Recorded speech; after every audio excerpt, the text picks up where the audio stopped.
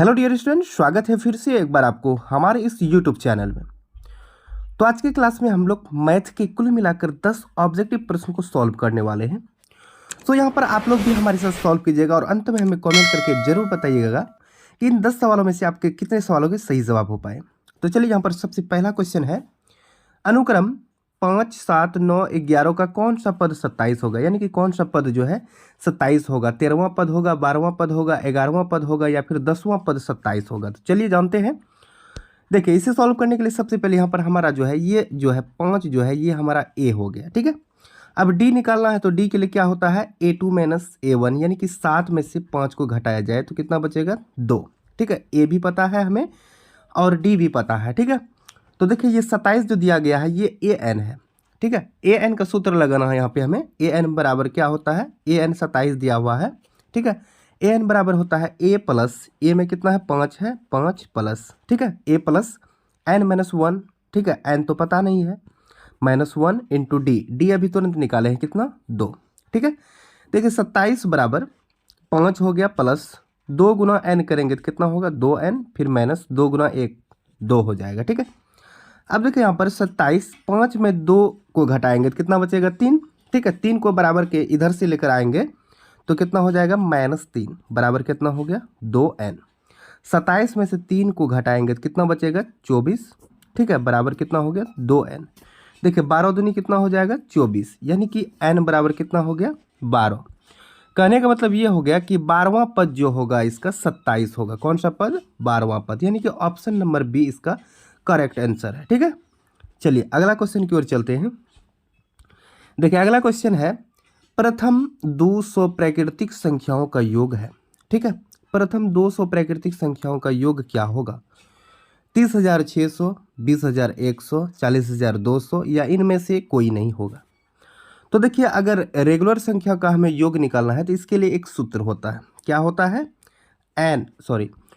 n into n plus 1/2। ठीक है, n बराबर देखिए कि कुल संख्या कितना है 200 प्राकृतिक संख्या का योग निकालने के लिए बोल रहा है तो 200 इंटू 200 प्लस 1। ठीक है, बट्टे कितना हो जाएगा 2। ठीक है, देखिए 200 गुना 200 जोड़ 1 करेंगे कितना हो जाएगा 201। ठीक है, बट्टे कितना है 2 से इसको कटाएंगे कितना हो जाएगा 100 हो जाएगा। तो 201 को अगर 100 से गुना करेंगे तो कितना हो जाएगा हमारा 20,100, यानी कि प्रथम 200 प्राकृतिक संख्याओं का योग कितना हो जाएगा 20,100 हो जाएगा।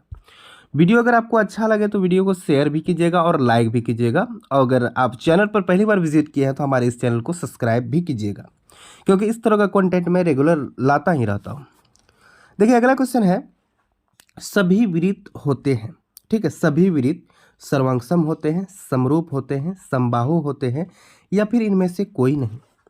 तो देखिए वृत्त का व्यास या फिर त्रिज्या को कितना को बड़ा ले ले, या 2 सेंटीमीटर ले ले या फिर 3 सेंटीमीटर का ले ले, 4 सेंटीमीटर का ले ले, तो सब वृत्त क्या होगा एक तरह का ही होगा। बेशक इसका त्रिज्या अलग अलग सेंटीमीटर का हो, लेकिन ये दिखने में कैसा लगेगा बिल्कुल एक तरह का ही रहेगा। ठीक है, इसलिए सभी वृत्त जो होते हैं वो क्या होते हैं समरूप होते हैं। सभी वृत्त क्या होते हैं समरूप होते हैं। त्रिज्या डिफरेंट हो कोई दिक्कत नहीं है, लेकिन वृत्त क्या होते हैं समरूप। ठीक है, चलिए अगला क्वेश्चन है यहाँ पे, बिंदु -3 -5 किस चतुर्थांश में स्थित है। ठीक है, बिंदु -3 -5 किस चतुर्थांश में स्थित है। ठीक है, देखिए इसके लिए यहाँ पर एक हम यहाँ पर ग्राफ टाइप का कुछ बनाते हैं, शायद आप जानते होंगे। देखिए यहाँ पर होता है प्लस प्लस, यहाँ पर होता है माइनस प्लस, यहाँ पर होता है माइनस माइनस, और यहाँ पर होता है प्लस माइनस। ठीक है, यहाँ पर देखिए क्या पूछ रहा है, ये हो गया कौन सा प्रथम चतुर्थांश, ये दूसरा हो गया, ये तीसरा हो गया, और ये हो गया चौथा चतुर्थांश यानी चतुर्थ चतुर्थांश। यहाँ पर हमें पूछ रहा है -3 और -5। 3 के पीछे में माइनस लगा है और 5 के पीछे में भी माइनस लगा है। ठीक है, तो x का वैल्यू में अगर माइनस लगा हो और y का भी वैल्यू में माइनस लगा हो तो ये कौन से चतुर्थांश में आता है तृतीय चतुर्थांश, यानी कि बिंदु -3 और -5 जो है तृतीय चतुर्थांश में स्थित है।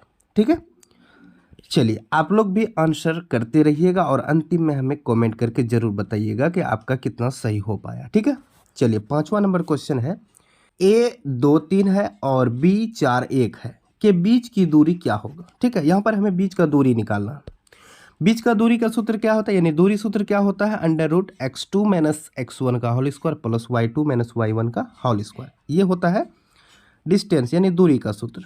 ठीक है, अंडर रूट x2 देखिए यहाँ पर कितना है 4 है और x1 कितना है 2 है। 4 में से 2 को घटाएंगे तो कितना होगा 2 होगा। ठीक है, तो 2 का स्क्वायर हो जाएगा, फिर प्लस उसके बाद होता है y2 माइनस y1। y2 कितना है 1 है और y1 कितना है 3 है। 1 में से 3 घटाएंगे तो कितना हो जाएगा -2 हो जाएगा। ठीक है, तब d बराबर हो जाएगा आपका 2 का स्क्वायर 2 दूनी 4 -2 का स्क्वायर हो जाएगा कितना 2 दूनी 4। ठीक है, d बराबर हो जाएगा 4 और 4 को जोड़ेंगे तो 8 हो जाएगा। अगर 8 को रूट से निकालने की कोशिश करेंगे तो पूरी तरह से तो नहीं निकलेगा, लेकिन इसका कितना निकलेगा 2√2। ठीक है, ये निकलेगा। ओके, तो यहाँ पर देखिए 2√2 आ रहा है, कहीं पर 3 है, 2√3 है, 3√5 है, इनमें से कोई नहीं। तो 2√2 तो यहाँ पर आया ही नहीं है, तो क्या हो जाएगा इनमें से कोई नहीं हो। ठीक है, चलिए अगली क्वेश्चन की ओर चलते हैं।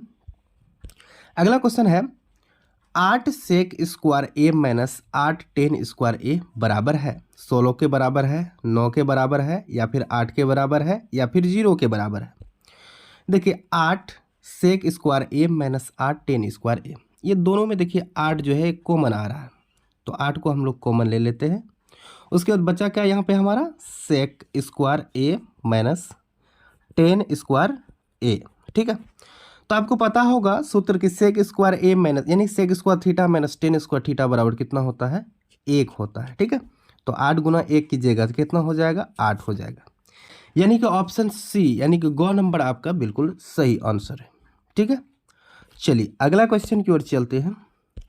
अगला क्वेश्चन का कहना है कि एक मीनार पाद से 100 मीटर की दूरी पर स्थित बिंदु से मीनार का उन्नयन कोण 60 डिग्री है, मीनार की ऊंचाई क्या होगी।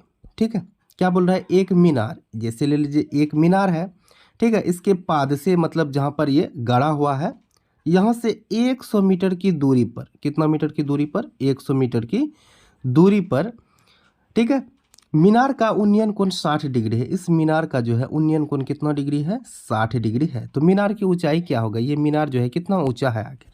ठीक है, तो यहाँ पर देखिए P है ये और ये रहा आपका B। P और B किससे रिलेटेड है 10 से है, तो यहाँ पर 10 का उपयोग होगा, यानी कि क्या हो जाएगा 10 60 डिग्री।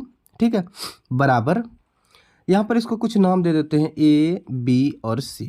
ठीक है, क्या हो जाएगा AB बट्टा BC हो जाएगा। ठीक है, 10 60 का मान कितना होता है √3 होता है। ठीक है, बराबर AB का पता नहीं है, BC है कितना दिया हुआ है 100, तब AB बराबर क्या हो जाएगा 100 गुना √3 कीजिएगा तो कितना हो जाएगा 100√3 हो जाएगा। ठीक है, यानी कि देखिए यहाँ पर को नहीं है खो है, यानी ऑप्शन नंबर बी जो है 100√3। ठीक है, यानी कि 100√3 है। ठीक है, यहाँ पर बट्टे है, तो यानी कि ऑप्शन नंबर को इसका सही होगा 100√3 है। ये है 100 बट्टा √3, बट्टा तो नहीं निकला है, यहाँ पर 100 इंटू √3 है, तो 100 इंटू √3 ऑप्शन नंबर को इसका बिल्कुल राइट आंसर है। ठीक है, चलिए अगला क्वेश्चन की ओर चलते हैं। देखिए अगला क्वेश्चन है कि यदि एक अर्धवृत्त का परिमाप 36 सेंटीमीटर है तो इसकी त्रिज्या क्या होगी। एक अर्धवृत्त है, ठीक है, एक अर्धवृत्त है। ठीक है, इस अर्धवृत्त का जो है ये परिमाप दिया गया है, कितना दिया गया है 36, परिमाप 36 दिया गया है। तो वृत्त यानी कि अर्धवृत्त का परिमाप क्या होता है 1/2। ठीक है, 1/2 2πr। ठीक है, देखिए यहाँ पर 2 और ये 2 खत्म हो गया, बचा πr बचा। ठीक है, तो यानी कि 36 बराबर इधर पाई का वैल्यू कितना होता है 22/7 होता है। ठीक है, 7 यहाँ पर गुना में हो जाएगा, बट्टे कितना हो जाएगा 22 हो जाएगा, बराबर इधर बचा क्या r बच गया। ठीक है, देखिए कुछ कट रहा है कि ये कट रहा है 11 से और ये कट रहा है कितना से 18 से। ठीक है, और नहीं कट रहा है 18 7 126 बट्टा कितना हो जाएगा 11, 126/11 कहीं पे है, ये 14 हो गया, 7 हो गया, 21 हो गया, यहाँ पर है इनमें से कोई नहीं, यानी कि 126/11 होना चाहिए, यहाँ पर ऑप्शन में है ही नहीं। ठीक है, तो ये कौन सा ऑप्शन हो जाएगा घ नंबर हो जाएगा, इनमें से कोई नहीं। ठीक है, चलिए अगला क्वेश्चन की ओर चलते हैं।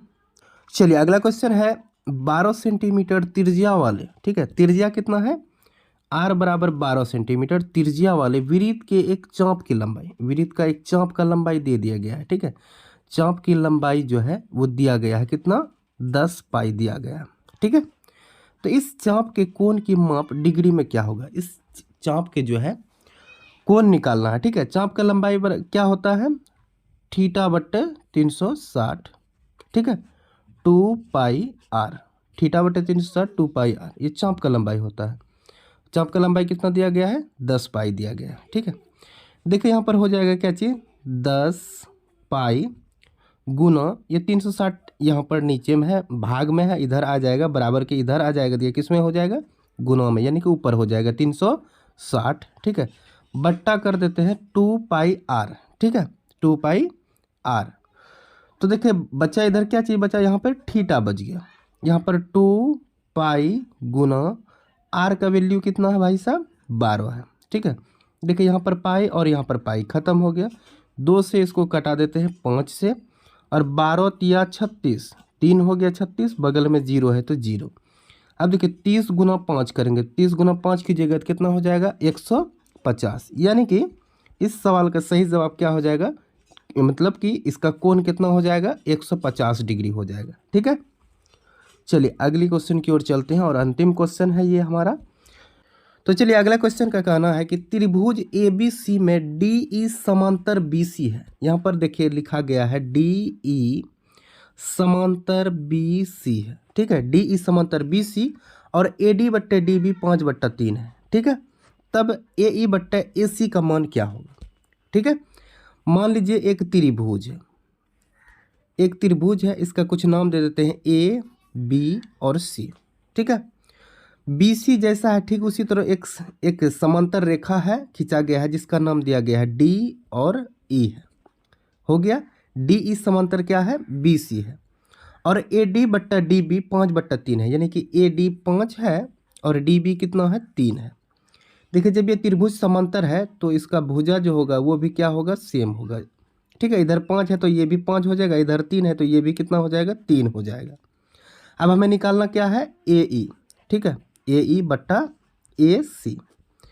अब देखिए यहाँ पर AE तो दिया गया है, कितना दिया गया है, 5, आगे बोल रहा है AC, A से लेकर यहाँ पर C तक, A का मान कितना हो गया, 5, और EC का मान कितना हो गया, 3 हो गया, यानी कि AE का मान हो गया 5 और EC का मान हो गया 3, तो 5 और 3 कितना हो जाएगा, 8 हो जाएगा। AC बराबर कितना हो जाएगा, 8।